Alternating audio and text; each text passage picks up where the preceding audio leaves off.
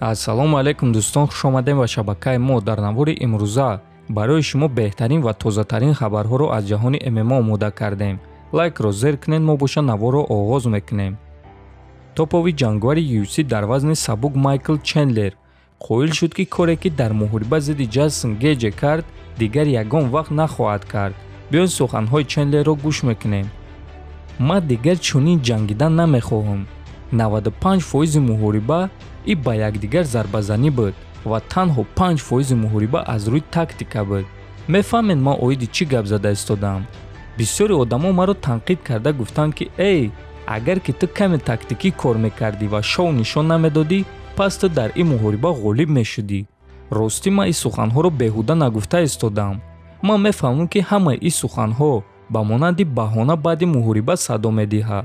аммо дар ҳамон Мухориба довар то охири Мухориба намедонист, ки дасти киро боло бардора, гуфтааст Чендлер. хотиррасон мекунем, ки Мухорибаи Майкл Чендлер ва Ҷейсон Гейҷ тамоми 3 раунд идома дода буд ва беҳтарин Мухорибаи шом шуда буд ва дар натиҷа Гейҷи бо қарори доваро ғалаба ба даст оварда буд.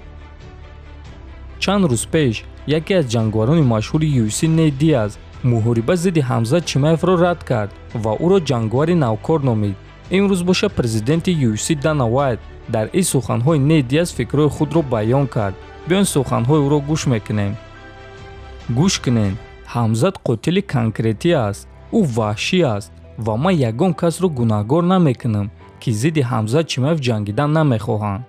ҳамаи ҷангварони ташкилоти мо арзанданд, ки дар ин ҷо бошанд. дар асл мо дар ин ҷо ҷангвари навкор надорем. танҳо каме ҷангварони пуртаҷриба ва каме камтаҷриба ҳаст.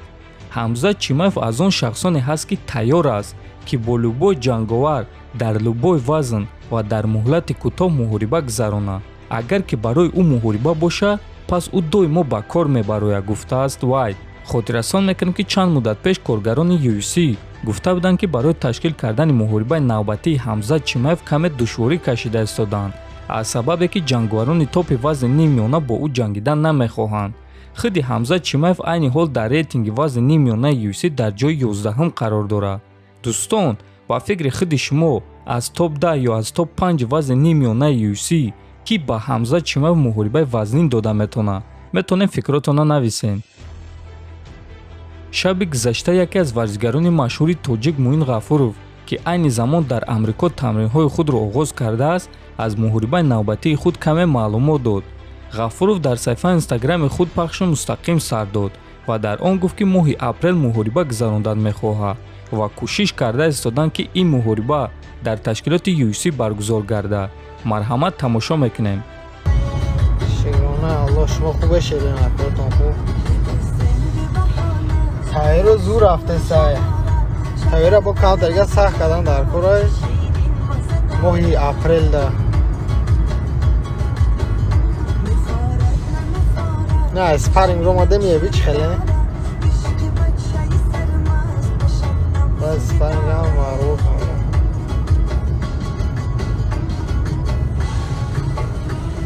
گفت نکشن نشد بای اپریل میبینیم اگر کارو توهی شوا UFC